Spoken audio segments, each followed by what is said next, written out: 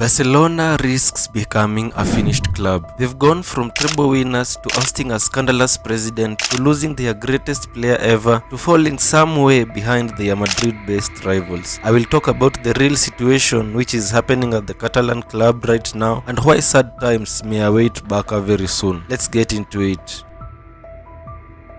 The first big problem is the Barcelona squad. There was a time that Barcelona had managed to build the greatest team in the history of the sport. The likes of Messi, Xavi, Iniesta, and many others. The problem has been not replacing them.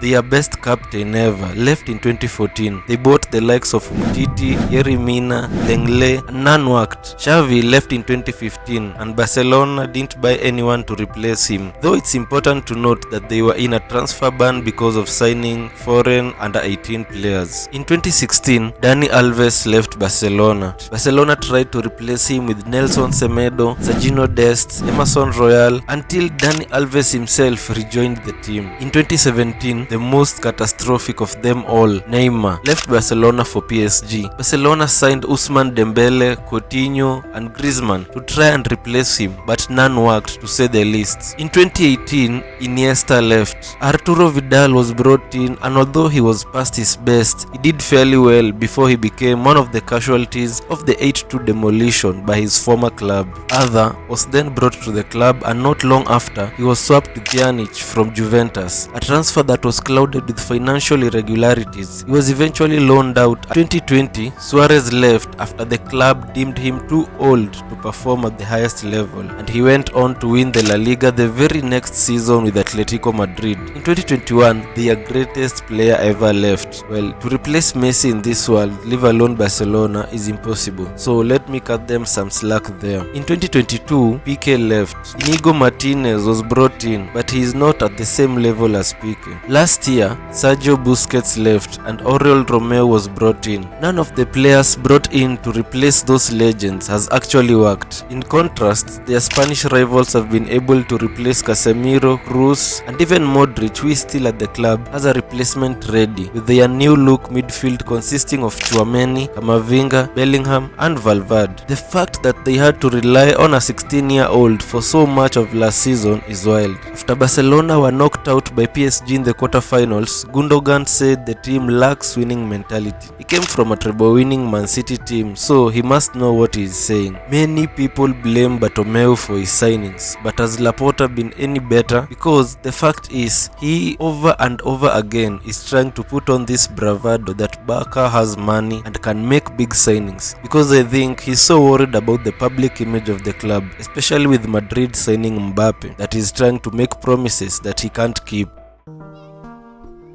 Of the things that made Barcelona attract many fans, we have to mention Messi, and then the club's image. Barcelona was known to have a rich social and historic culture and a passion in charity efforts. Going back to 2006, crazily enough, 107 years after the formation of the club, Barcelona had never had a main shirt sponsor. European giants such as Manchester United and closer to home, Real Madrid, have been sporting company logos on their jerseys and accepting payments since the early 80s. Instead, when Barcelona chose to endorse an organization on their kit, it was the United Nations International Children's Emergency Fund, UNICEF. And you heard me right when I said endorse. It was Barcelona that were raising awareness and making donations to them, not the other way around. This was just one example of the many charitable and humanitarian endeavors by a club that has built a strong reputation for their work outside of football. After all, FC Barcelona is more than a club. Messi left recently,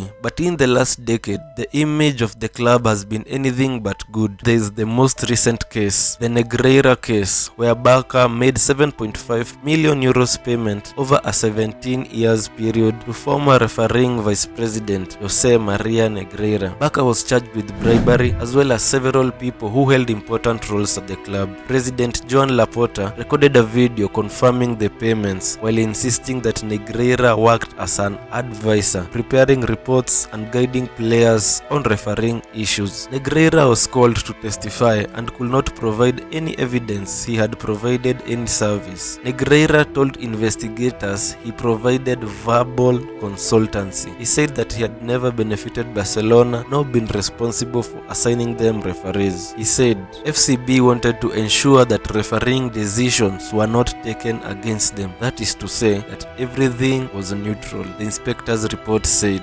What do they mean by neutral? You want to say that you have to pay the referees so that they can be neutral while refereeing the games? And what kind of consultancy that these players had to be guided on that they don't already know? Bartomeu cut the payments in 2018 because of the club's financial crisis, he said, which is also the same year that Negreira left the CTA, which is the Technical Committee of Referees. When he did, there was a reaction. Negreira wrote to Bartomeu telling him he took this as a personal insult, an indication that he no longer owed loyalty to the club or, he added, the men who had presided over it. He demanded over 200,000 euros in outstanding payments, invited the then president to reflect, noting that a scandal will not be good for the club and threatening to reveal all the irregularities. In the end, Barcelona got away as the judge cited lack of evidence to continue with the case. If you watched the 2009 Champions League game between Barcelona and Chelsea, it will be hard to believe Barcelona has not been paying referees.